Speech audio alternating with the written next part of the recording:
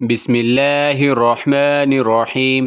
ناظرین، کچھ الفاظ ایسے ہوتے ہیں جو صرف زبان سے ادا نہیں ہوتے بلکہ وہ سیدھا روح کی گہرائیوں میں اتر جاتے ہیں اور دعاؤں کی قبولیت کا ذریعہ بن جاتے ہیں۔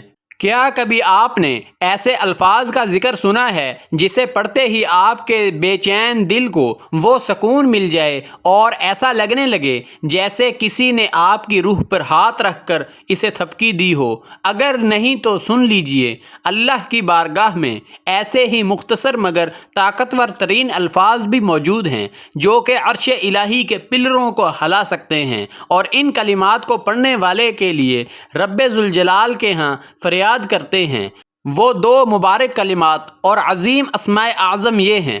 ناظرین، آج ہم آپ کو اللہ تعالیٰ کے دو عظیم ناموں کے بارے میں بتائیں گے جنہیں اہل علم نے روح کی غذا قرار دیا ہے، اور کئی جلیل القدر صحابہ اور ائمہ کے نزدیک اللہ تعالیٰ کے ان صفاتی ناموں میں اسم اعظم چھپا ہوا ہے جس کے ذریعے مانگی گئی دعا کبھی رد نہیں ہوتی۔ اسی طرح ایک مشہور حدیث جو کہ حضرت بریدہ بن حصیب رضی اللہ عنہ روایت کرتے ہیں کہ نبی کریم صلی اللہ علیہ وسلم نے ایک شخص کو یہ دعا کرتے ہوئے سنا: اللہم انی اسألک بانی اشہد انک انت اللہ لا الہ الا انت الاحد الصمد الذی لم یلد ولم یولد وَلَمْ يَكُنْ لَهُ كُفُوًا أَحَدٌ، یعنی اے اللہ،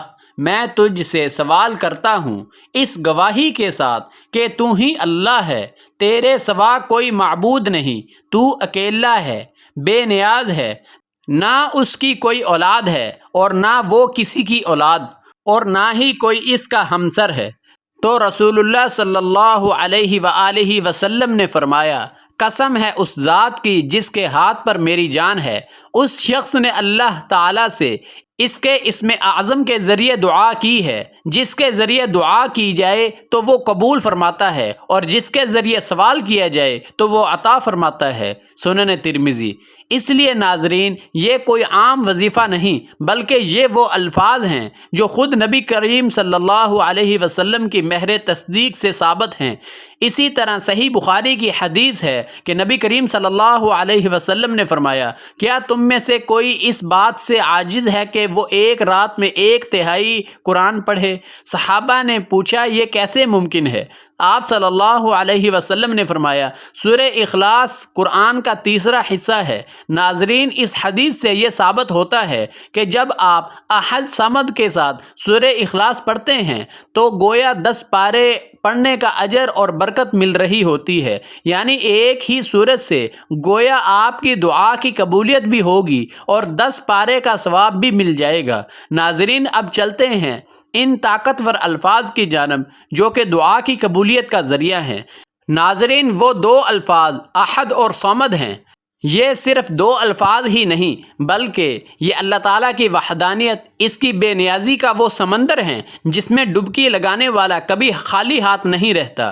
احد کا مطلب ہے وہ اکیلا جس کا کوئی شریک نہیں، جس کے سامنے ہر سر جھکا ہوا ہے، اور صمد کا مطلب ہے وہ بے نیاز جسے کسی کی حاجت نہیں، یعنی کائنات کا ذرہ ذرہ اس کا محتاج ہے۔ جب آپ ان اسماء کو پکارتے ہیں تو دراصل آپ کائنات کی سب سے بڑی طاقت کو پکار رہے ہوتے ہیں۔ ناظرین، جب آپ احد کہیں تو آپ کے دل میں یہ یقین پختہ ہونا چاہیے کہ واقعی اللہ کے سوا کوئی میرا مددگار نہیں۔ جب آپ صمد کہیں تو خود کو مکمل طور پر اس کے حوالے کر دیں، یہ سوچیں کہ یا اللہ، میں تیرے سامنے ایک خالی کشکول کی طرح ہوں، تو ہی مجھے بھر سکتا ہے۔ جب زبان و دل ایک ہو جائیں تو تاثیر عرش معلیٰ تک پہنچتی ہے۔ ناظرین کرام، ہم آپ کو تفصیل کے ساتھ اس عمل کو کرنے کا طریقہ بھی بتائیں گے، مگر سب سے پہلے ان الفاظ کی اہمیت پہلے آپ اپنے دل میں پیوست کر لیجئے، کیونکہ جتنا یقین پختہ ہوگا اتنا ہی رزلٹ جلد آپ کو مل جائے گا۔ ناظرین، ایک جلیل القدر صحابی حضرت عبداللہ بن عباس جو کہ رئیس المفسرین ہیں فرماتے ہیں کہ سمد وہ سردار ہے جس کی سرداری مکمل ہو، وہ عظمت والا جس کی عظمت کامل ہو، اور وہ ہستی جس کی طرف پوری مخلوق اپنی حاجتوں کے لیے رجوع کرتی ہے۔ کائنات کا ہر ذرہ، چاہے وہ پرندہ ہو، مچھلی ہو یا انسان، اپنی حاجت کے لیے اسی سمد کا محتاج ہے۔ ناظرین، اسی حوالے سے ایک مشہور واقعہ سن لیجئے تاکہ عمل میں کوئی کمی نہ رہ جائے۔ کہا جاتا ہے کہ ایک بستی میں ایک بزرگ رہا کرتے تھے جو اپنی پوری زندگی اللہ کی یاد میں گزار چکے تھے۔ ایک مرتبہ ان کے پاس ایک نوجوان آیا جو بہت پریشان حال تھا۔ اس کے چہرے پر تھکن تھی اور آنکھوں پر مایوسی تھی۔ اس نے کہا، حضرت، میں نے بہت دعائیں مانگی، بہت وظیفے کیے، لیکن میرے حالات نہیں بدل رہے۔ ایسا لگتا ہے جیسے میری دعائیں قبولیت کا راستہ بھول گئی ہیں۔ وہ بزرگ مسکرائے اور انہوں نے اس نوجوان سے کہا، بیٹا، ذرا اپنے سامنے پڑے ہوئے اس مٹی کے پیالے کو اٹھاؤ۔ نوجوان نے وہ پیالہ اٹھایا۔ بزرگ نے پوچھا، کیا اس میں کچھ ہے؟ اس نے کہا، نہیں حضرت، یہ بالکل خالی ہے۔ بزرگ نے فرمایا، یہی تمہارا حال ہے، تم دعا تو مانگتے رہے ہو لیکن تمہارا دل دنیا کی امیدوں، خوف اور شک سے بھرا ہوا ہے۔ جب تک برتن خالی نہ ہو اس میں نئی چیز نہیں ڈالی جا سکتی۔ جب سب سو جائیں تو تم اپنے رب کے سامنے کھڑے ہونا اور صرف 2 الفاظ کو اپنے روح کی ڈھال بنا لینا۔ جب کہو احد تو سمجھنا کہ کائنات کی ہر طاقت ختم ہو گئی، صرف وہ ایک باقی ہے، اور جب کہو صمد تو یہ تصور کرنا کہ تم ایک پیاسے مسافر ہو اور وہ بے نیاز ہستی سمندر ہے۔ نوجوان نے ایسا ہی کیا۔ کہتے ہیں کہ تیسری رات جب اس نے احد و صمد پکارا تو اسے اپنے اندر ایک ایسی ٹھنڈک محسوس ہوئی جیسے برسوں کی تپش ختم ہو گئی ہو۔ ابھی فجر نہیں ہوئی تھی کہ اس کے لیے وہ غیبی راستے کھل گئے جن کا اس نے کبھی سوچا بھی نہیں تھا۔ ایسا احساس ہوا کہ اصل کمی دعا میں نہیں تھی بلکہ اس یقین میں تھی جو اللہ کی وحدانیت اور بے نیازی پر ہونا چاہیے تھا۔ یہ واقعہ ہمیں سکھاتا ہے کہ جب ہم احد صمد کہتے ہیں تو ہمیں اپنے دل کا پیالہ دنیا کی امیدوں سے خالی کر کے صرف اللہ کی رحمت سے بھرنا چاہیے۔ ناظرین، اب آخر میں اس عمل کو کرنے کا مکمل طریقہ نوٹ کر لیجئے جو آپ نے پوری توجہ اور اخلاص کے ساتھ کرنا ہے۔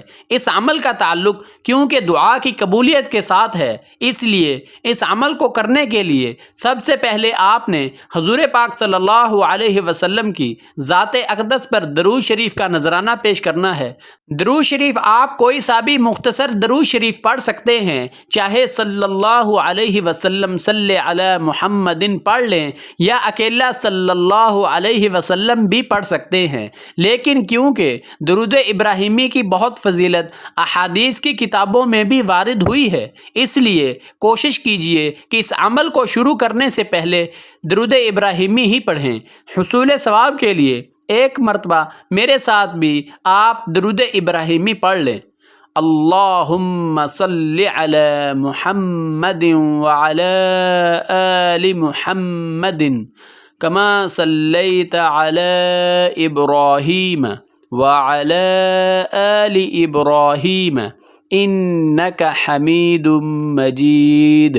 اللہم بارک علی محمد وعلی آل محمد کما بارکت علی ابراہیم وعلی آل ابراہیم انک حمید مجید۔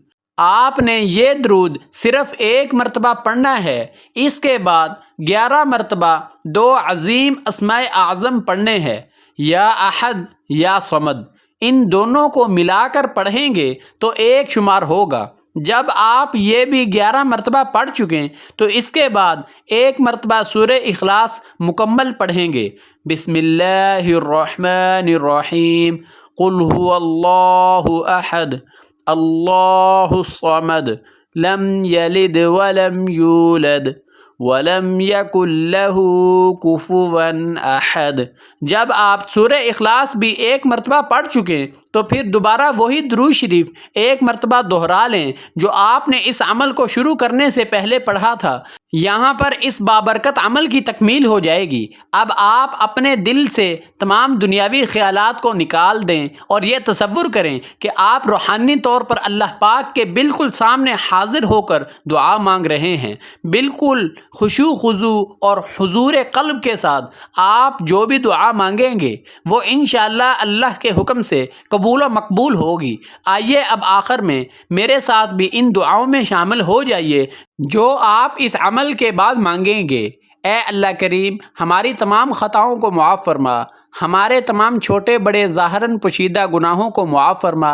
اے رب کریم، ہمیں اپنے دلوں میں تیری یاد بسانے کی توفیق عطا فرما، ہماری تمام جائز حاجات اور جائز خواہشات کو پورا فرما، ہمیں ایمان اور تقوی نصیب فرما، ہمارے کاروبار اور روزگار میں دن دگنی رات چگنی ترقی پیدا فرما، ہمیں دنیا اور آخرت دونوں کی بھلائیاں نصیب فرما، ہمارے آباء و اجداد جو اس دنیا میں نہیں رہے ان سب کی مغفرت فرما، ان کی لغزشوں کو معاف فرما، ہمارے وہ رشتہ دار بہن بھائی جو بیمار ہیں ان سب کو شفائے کاملہ عاجلہ مستمرہ نصیب فرما، ہمیں تیرے دین پر چلنے کی توفیق عطا فرما۔ یا اللہ، ہمیں وہ تمام کچھ عطا فرما اے رب کریم جو ہم تیرے سے نہیں مانگ سکے، ہمیں بن مانگے عطا فرما کیونکہ ہمیں مانگنا نہیں آتا۔ یا اللہ، جو اس ویڈیو کو دیکھ رہا ہے ان کی تمام حاجات کو پورا فرما، میرا سنانا اور آپ کا سننا اپنی پاک بارگاہ الہی میں قبول و منظور فرما، آمین یا رب العالمین۔ ناظرین، اگر ویڈیو اچھی لگی تو اسے لائک کریں، دوست احباب اور عزیز و قارب کے ساتھ زیادہ سے زیادہ شیئر کریں تاکہ وہ بھی اس بابرکت عمل سے مستفید ہو سکیں اور آپ کو بھی صدقہ جاریہ کا ثواب ملتا رہے۔ آخر میں آپ سے گزارش ہے کہ اس چینل کو بھی ضرور سبسکرائب کر لیں تاکہ اسی طرح کی مفید اسلامی ویڈیوز آپ تک پہنچتی رہیں۔ اگلی ویڈیو تک کے لیے اجازت دیجیے، اپنا اور پیاروں کا بہت سا خیال رکھیے۔ جزاک اللہ خیر، والسلام علیکم ورحمۃ اللہ۔